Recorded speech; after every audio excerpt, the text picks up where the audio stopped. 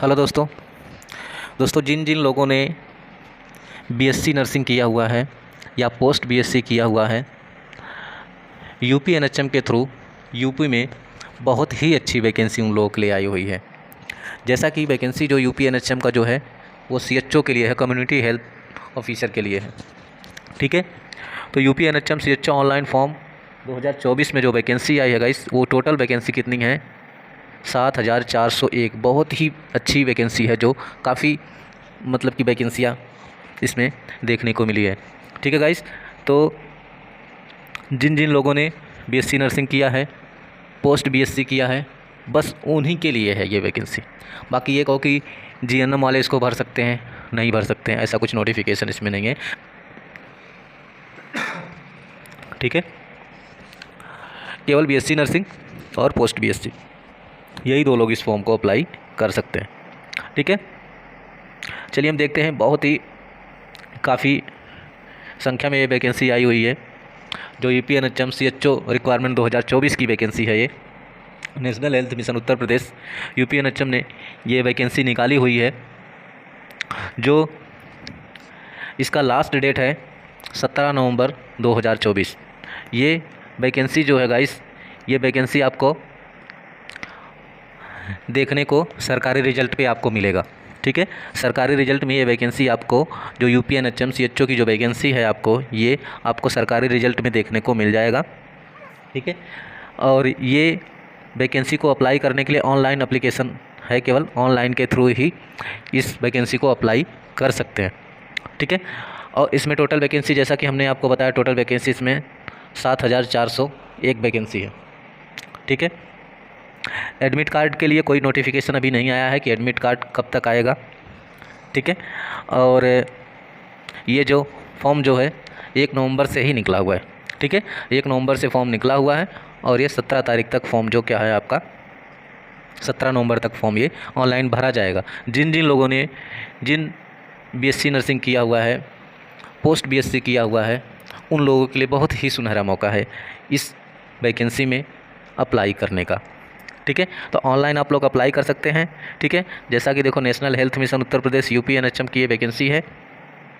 ठीक है, और एप्लीकेशन ये गाइस, जैसा कि इसमें एप्लीकेशन फ़ीस जो है, इसमें जो एप्लीकेशन फ़ी है, जो फॉर्म भरने का चार्ज लगता है, जो फ़ीस लगता है, इसमें जनरल कैटेगरी का हो गया, एससी एसटी ओबीसी, किसी भी कैटेगरी के लिए कोई भी फ़ीस नहीं है, 0 फीस है। ठीक है, और इसमें जो एज लिमिट दिया हुआ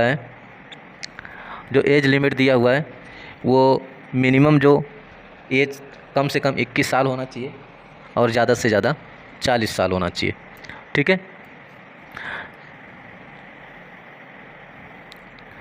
दूसरा वैकेंसी का डिटेल्स आप लोग देख लीजिए।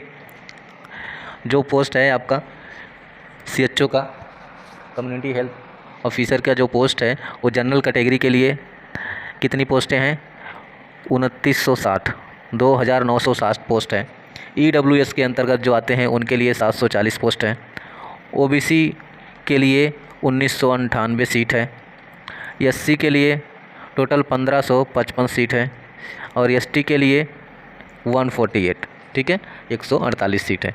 ठीक है, बहुत ही अच्छे पदों पे आई हुई है ये वैकेंसी, बहुत ही क्वांटिटी में ज़्यादा है वैकेंसियाँ। ठीक है, तो आप लोग इसको जल्द से जल्द अप्लाई करने का तैयारी करें। ठीक है, और जो इसमें क्राइटेरिया दिया हुआ है, एलिजिबिलिटी क्राइटेरिया जो है, कैंडिडेट एलिजिबिलिटी क्राइटेरिया जो इसमें दिया हुआ है, candidate having bachelor degree BSc nursing with जो integrated curriculum of certificate in community health of nurses. जिन लोगों ने बीएससी नर्सिंग के बाद एक छोटा से कोर्स होता है, CCHN का जो कोर्स होता है, जिन लोगों ने वो किया हुआ है, वो भी इसमें मांगा हुआ है। और रजिस्ट्रेशन जो स्टेट नर्सिंग काउंसिलिंग का जो रजिस्ट्रेशन है, जिन लोगों के पास है, वो ही लोग इसको अप्लाई कर सकते हैं। ठीक है,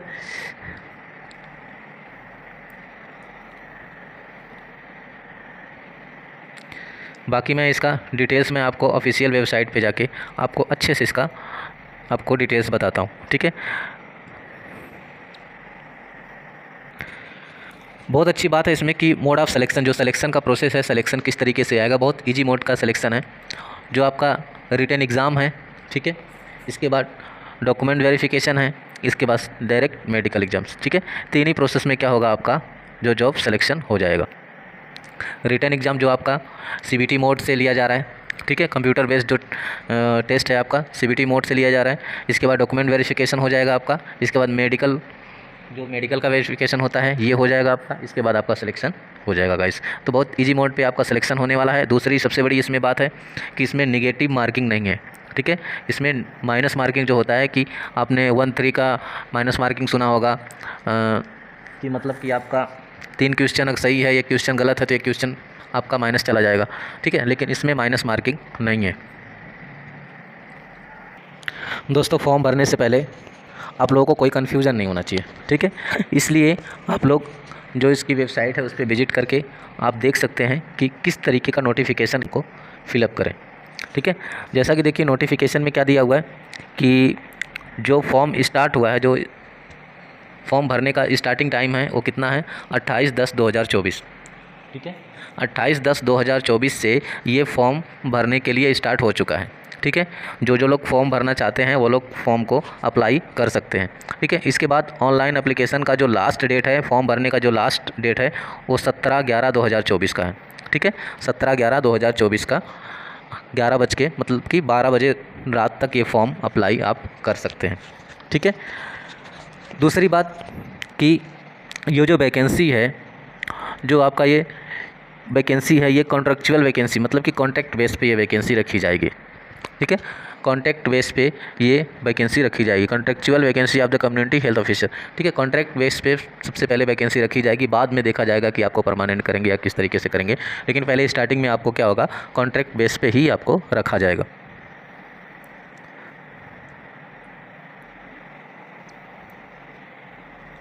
टोटल वैकेंसी हमने बता दिया था कि टोटल वैकेंसी आपका 7401 वैकेंसी है इसमें, ठीक है।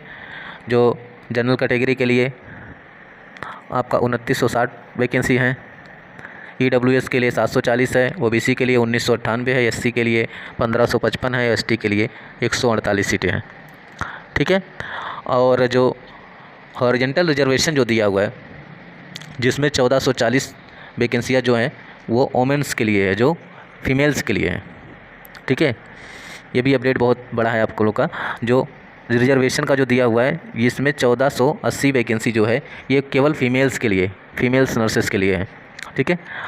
और PW के लिए जो रिजर्वेशन दिया हुआ 296 दिया हुआ है, और एक्स सर्विस के लिए जो है 370 है, और फ्रीडम फाइटर में जो आते हैं उन लोगों के लिए कितना है, 148 है, ठीक है। ये सारा जो रिजर्वेशन के लिए इतनी सीटें, इसमें से 7401 सीटों में से इतनी सीटें क्या होगा, आपका रिजर्वेशन में चला जाएगा, ठीक है। जैसा कि एक इन्फॉर्मेशन है इसमें, वो बहुत इम्पोर्टेंट है कि जैसा कि CHO पोस्ट पे आप हो गए, और उसमें सैलरी कितनी होगी, ठीक है। सैलरी आपको पर मंथ कितना दिया जाएगा, 25,000, ठीक है। 25,000 आपकी सैलरी होगी। इसके बाद आपको परफॉर्मेंस के ऊपर, ठीक है, जिसको बोलते इंसेंटिव, ठीक है। इंसेंटिव होता है ना, जैसे आपने वर्क किया, बहुत अच्छा वर्क कर रहे हैं, तो आपको क्या होगा, इंसेंटिव आपको कितना मिलेगा, 10,000, ठीक है। ये आपको सैलरी मिलने वाली है, ठीक है। ये आपको पेमेंट मिलने वाला है CHO की पोस्ट में, ठीक है। CHO में जब आपका हो जाएगा उस टाइम में। दूसरा, मैंने आपको बताया कि ये कॉन्ट्रैक्ट बेस पे आपको रखा जाएगा, कॉन्ट्रैक्ट आपको साइन कराई जाएगी कि आप इतने मंथ तक, आपको 3 साल तक आपको वर्क करना होगा। इसमें मिनिमम 3 साल तक वर्क दिया हुआ, 3 साल तक आपको काम करना होगा। दूसरा, इसमें एक सिक्योरिटी बॉन्ड लगाया हुआ है। सिक्योरिटी बॉन्ड इसलिए लगाया हुआ है, इसमें 2.5 लाख का सिक्योरिटी बॉन्ड है। मान के चलिए आपने ज्वाइनिंग किया, ज्वाइनिंग करने के बाद आप बीच में छोड़ना चाहते हैं, ठीक है, तो आप इस जॉब को छोड़ नहीं सकते बीच में, आपको 2.5 लाख का बॉन्ड लग जाएगा, ठीक है। आपको सिक्योरिटी बॉन्ड, जो 2.5 लाख का सिक्योरिटी बॉन्ड आपको पे करना होगा, इसके बाद ही आप इस नौकरी को छोड़ सकते हो, ठीक है। वरना आप 3 साल कम से कम, इस जो कॉन्ट्रैक्ट बेस की जो वैकेंसी है, जो कॉन्ट्रैक्ट की वैकेंसी है, इस वैकेंसी को आप 3 साल तक आपको करना ही करना होगा। ये आपका एक बॉन्ड बन गया, ठीक है। तो ये चीज़ें फॉर्म भरने से पहले आपको ये चीज़ें जानना बहुत ज़रूरी, बहुत इंपॉर्टेंट है ये चीज़ें, क्योंकि अगर आपको लगता है कि हमें कुछ और करना है या इससे अच्छी सैलरी लेनी है, ठीक है, तो आपको फॉर्म भरने से पहले आप इस चीज़ को सोच लेना कि हमें क्या करना है, ठीक है। क्योंकि अगर आपने CHO में इसमें अप्लाई कर लिया और आपको जब बॉन्ड बनाया जाएगा, बॉन्ड पे आपने साइन करवाई जाएगी आपको 3 साल के लिए, आप 25,000, इसके बाद इंसेंटिव 10,000, ठीक है, ये आपको चीज़ें मिलेगी। लेकिन आपको 3 साल तक उसमें जॉब करना ही करना है। 3 साल से पहले आप उस जॉब को छोड़ नहीं सकते, ठीक है। ये इसमें आपको एक बहुत ही इम्पोर्टेंट नोटिफिकेशन है, इसको आप ध्यान में रख लेना फॉर्म भरने से पहले, ठीक है। दूसरा, एज लिमिट में जो आपका 21 से 40 मैंने बता ही दिया कि एज इतना है। बाकी जो रिजर्वेशन के हिसाब से छूट मिलती है वो इसमें आपको मिलेगा, ठीक है। बाकी हम देखते हैं इसमें और,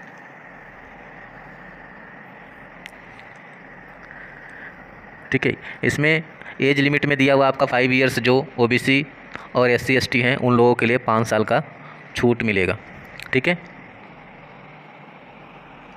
इसके बाद जिसके पास डिसेबिलिटी है, मतलब जो विकलांग लोग हैं, विकलांग वालों के लिए SC ST OBC के लिए क्या है, इसमें 5 साल का छूट दिया हुआ है। बाकी जो डिसेबिलिटी है, जिसके पास विकलांगता है, जो विकलांग है, उनको कितना है, 15 साल की छूट है, ठीक है। और जो आर्मी वाले हैं, ठीक है, आर्मी वाले हैं, आर्मी वालों के लिए 3 साल की छूट है, ठीक है। आर्मी वालों के लिए 3 साल की छूट है। तो ये सब एज लिमिट है दोस्तों।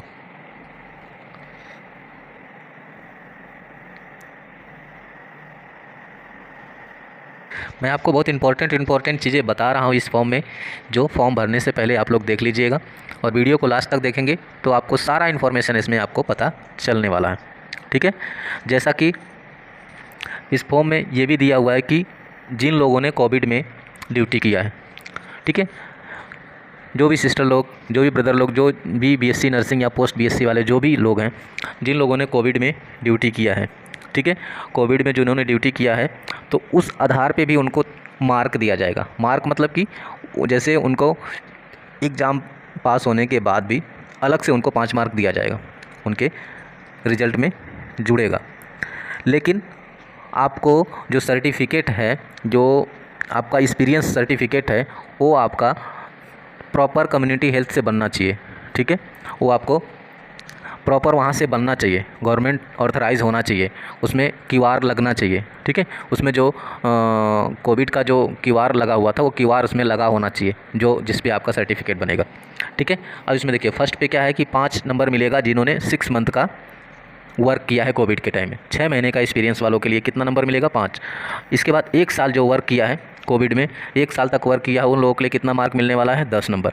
1 साल से ज़्यादा वर्क करने वालों के लिए कितना नंबर मिलने वाला है, 15 नंबर मिलने वाला है। तो गाइस, ये सब चीज़ों को ध्यान में रखते हुए फॉर्म को भरिएगा, ठीक है। चलिए हम आगे देखते हैं। दूसरा गाइस इंपॉर्टेंट एक चीज़ है कि आप लोगों का मार्क सिलेक्शन कैसे होगा, किस तरीके से होगा, ठीक है। मिनिमम क्वालिफाई मतलब कि जो भी जनरल कैटेगरी हैं, उन लोगों के लिए दिया हुआ मिनिमम 33% मार्क होना चाहिए, ठीक है। 33% मार्क का मतलब, मान के चलो 100 नंबर का क्वेश्चन है, आपको 33 नंबर लाना कंपलसरी है, ठीक है। इसके बाद OBC वालों के लिए 100 में कितना लाना है, 30% लाना है। 30% का मतलब 100 में 30 नंबर कम से कम लाना है, ठीक है। इसके बाद SC ST और PW वालों के लिए 100 में कितना लाना है, 24 नंबर लाना है, ठीक है। 24 नंबर आपको लाना है, तभी आपका सिलेक्शन हो पाएगा, ठीक है। 24% मार्क आपको लाना है, ठीक है। ये एग्जाम्पल के लिए मैं बता रहा हूँ कि 100 में 30 नंबर कम से कम, ठीक है। तो मान के चलिए आपका 300 नंबर का पेपर है, ठीक है। तो आपको उसमें कितना लाना होगा, जो जनरल कैटेगरी के हैं उनको 33% मार्क लाना होगा कम से कम, OBC वालों के लिए 30% लाना है कम से कम, और SC ST OBC के लिए, SC ST PW के लिए 24% मार्क लेके आना है, ठीक है।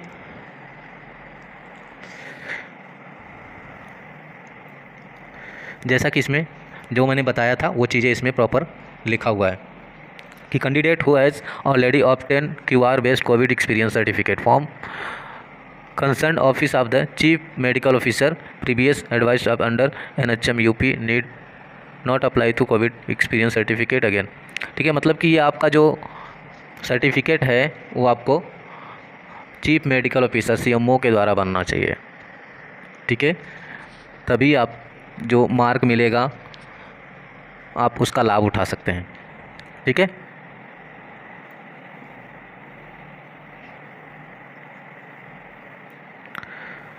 दूसरा मैंने जैसे बताया एग्ज़ाम का मोड कैसा होगा, एग्ज़ाम का मोड CBT मोड लिखा हुआ है, ठीक है।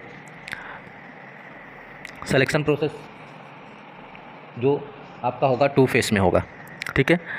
2 फेस में आपका एग्ज़ाम होगा, कंप्यूटर बेस्ड होगा, CBT मोड होगा। CBT मोड का मतलब होता है कि कंप्यूटर बेस्ड टेस्ट होता है, ठीक है। कंप्यूटर के द्वारा, कंप्यूटर में आपको क्वेश्चन आएंगे, उसमें आपको टिक मार्क करना है, ठीक है। CBT मोड होगा और वो क्या होगा कि 2 फेस में होगा, फर्स्ट एंड सेकंड 2 फेस में आपका एग्ज़ाम होगा, ठीक है।